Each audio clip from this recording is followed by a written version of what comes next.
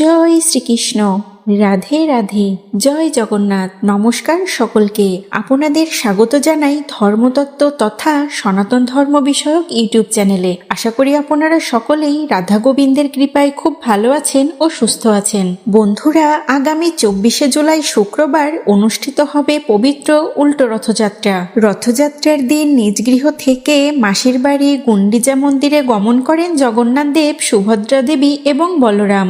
7 দিন মাসির বাড়ি কাটিয়ে নিজ গৃহে ফিরে আসেন তিনি। আর এই 7 দিন পর পুনরায় রথে চড়ে নিজ মন্দিরে ফিরে আসার যাত্রাকেই বলা হয় উল্টো রথযাত্রা, যা পালিত হবে আগামী 24শে জুলাই শুক্রবার।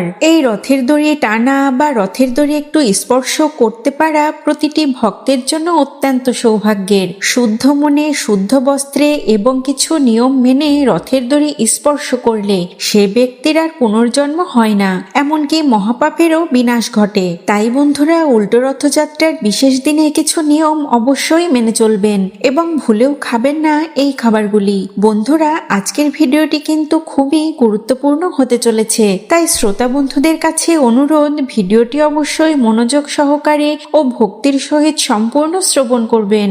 আশা করি আপনারা একটু হলেও সমৃদ্ধ ও উপকৃত হবেন। আপনি যদি আমাদের চ্যানেলের নতুন দর্শক হয়ে থাকেন এবং আমাদের ভিডিও যদি আপনাদের একটুও ভালো লেগে থাকে, তাহলে অবশ্যই আমাদের চ্যানেলটিকে সাবস্ক্রাইব করবেন আর কমেন্টে অবশ্যই জয় জগন্নাথ লিখতে ভুলবেন না। তো বন্ধুরা, আর কথা না বাড়িয়ে শুরু করি আজকের মূল আলোচনা। উল্টো রথ টানার মধ্য দিয়ে সনাতন ধর্মের অন্যতম ধর্মীয় উৎসব জগন্নাথ দেবের রথযাত্রা উৎসবটি সমাপ্তি ঘটে। প্রভু জগন্নাথ দেব তিনিই রক্ষা করেন তার ভক্তদের, আর তিনি হচ্ছেন জগতের নাথ বা জগতের অধীশ্বর।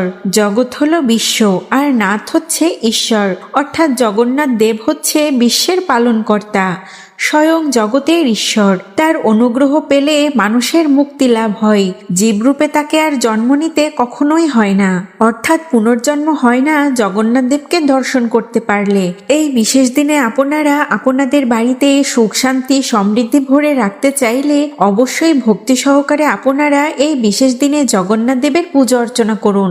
বন্ধুরা, মনে রাখবেন, এই উল্টো রথযাত্রা যেহেতু 24শে জুলাই শুক্রবার পড়েছে, তাই এই পুণ্যতম বিশেষ দিনে কিছু খাবার আপনারা এড়িয়ে চলবেন, অন্যথা নানান ধরনের রোগ ব্যাধি, চরম আর্থিক কষ্ট এবং সংসারে অশান্তি আর দুর্ভাগ্য আসবেই আসবে। রথযাত্রার বিশেষ তিথিতে খাওয়া নিষেধ নির্দিষ্ট কিছু খাবার, অন্যথায় রুষ্ট হন জগন্নাথ দেব। জীবনে কষ্টের যেন আর শেষ থাকে না। তাই বন্ধুরা, আপনারা অবশ্যই এই বিশেষ তিথিতে খাবারগুলি এড়িয়ে চলবেন। তো বন্ধুরা, প্রথমেই যেই খাবারটি আপনারা খাবেন না সেটি হলো আমিষ জাতীয় খাবার। আমিষ জাতীয় খাবার যেমন মাছ, মাংস, ডিম, পেঁয়াজ, রসুন, এই ধরনের খাবার এড়িয়ে চলুন। পেঁয়াজ ও রসুন এমন খাদ্যদ্রব্য যাতে অতিরিক্ত পরিমাণে তাপ থাকে এবং যা শরীরে পিত্তরস বাড়িয়ে দিতে পারে। এছাড়াও এগুলো আগ্রাসন, উদ্বেগ, ইন্দ্রিয়ের অতি উত্তেজনা ইত্যাদি ঘটাতে পারে। তাই আয়ুর্বেদে ও জ্যোতিষ শাস্ত্রে পুজো পার্বণের দিনে এই ধরনের তামসিক ও রাজসিক খাদ্যদ্রব্য পরিহার করার কথা বলা হয়েছে।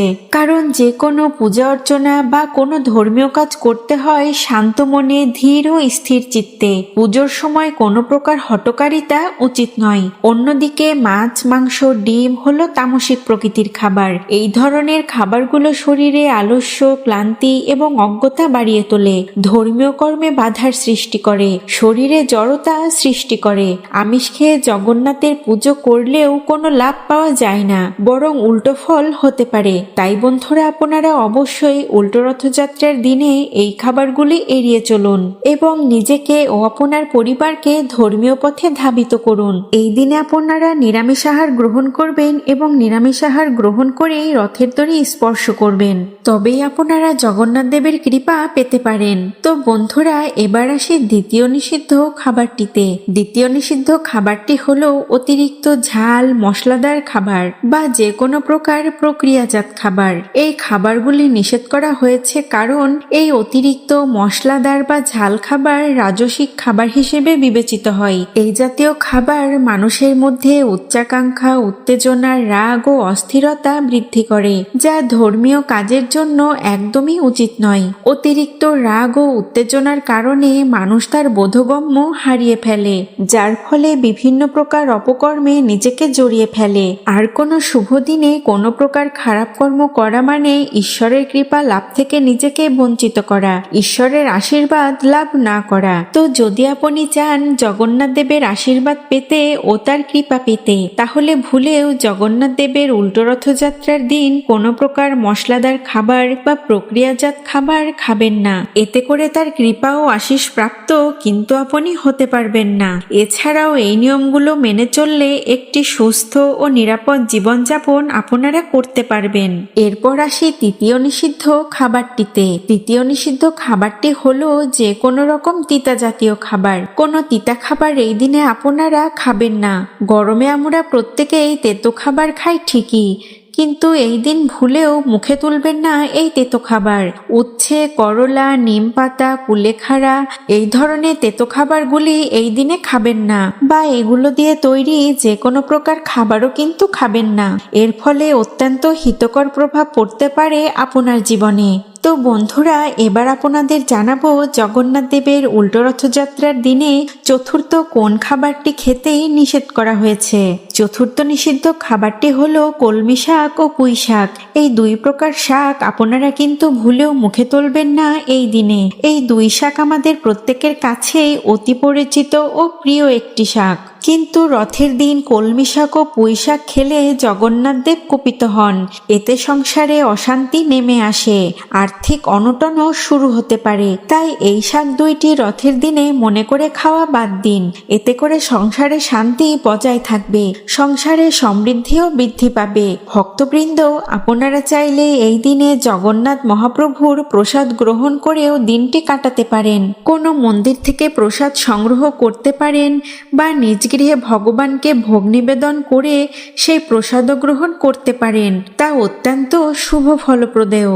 আপনি এই দিনে আর কিছু করুন বা না করুন, অবশ্যই এই খাবারগুলি এড়িয়ে চলুন এবং অবশ্য করেই নিরামিষ আহার গ্রহণ করে জগন্নাথ দেবের পুজো করবেন এবং রথের দড়ি স্পর্শ করবেন। অন্যথা আপনার সমস্ত মনস্কামনা ও প্রার্থনা সবই কিন্তু বিফলে যাবে। এই রথের দড়ি ধরে টান দেওয়ার জন্য অনেকেই কিন্তু সারা বছর ধরে অপেক্ষা করেন, একটু সুযোগের অপেক্ষা করেন যে কখন এই রথের দড়ি একটু হলেও স্পর্শ করতে পারবে।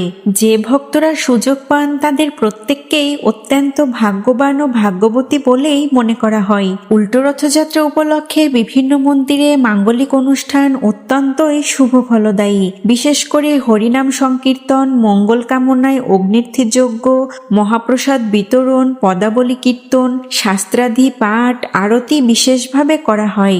কীর্তন ও শ্রীমদ্ ভাগবত গীতাকথা পাঠ, গীতাকথা শ্রবণ এই কার্যগুলো করলে অত্যন্তই শুভ ফল হবে আপনার। উল্টো রথযাত্রা হলো মহারথযাত্রা, আর এই পবিত্র দিনে ভক্তরা দেবতাকে প্রণাম করে তাদের আশীর্বাদ লাভ করেন। উল্টো রথযাত্রার মাধ্যমে জগন্নাথ দেব, বলরাম ও সুভদ্রা দেবী ফিরে আসেন তার নিজ মন্দিরে, আর ফিরে আসার মাধ্যমেই এই উৎসবটির সমাপ্তি ঘটে। তো বন্ধুরা, মূলত এটি ছিল আমাদের আজকের ভিডিওটি আপনাদের কাছে কেমন লেগেছে তা কমেন্টের মাধ্যমে আপনার মূল্যবান মতামত জানাতে একদমই ভুলবেন না।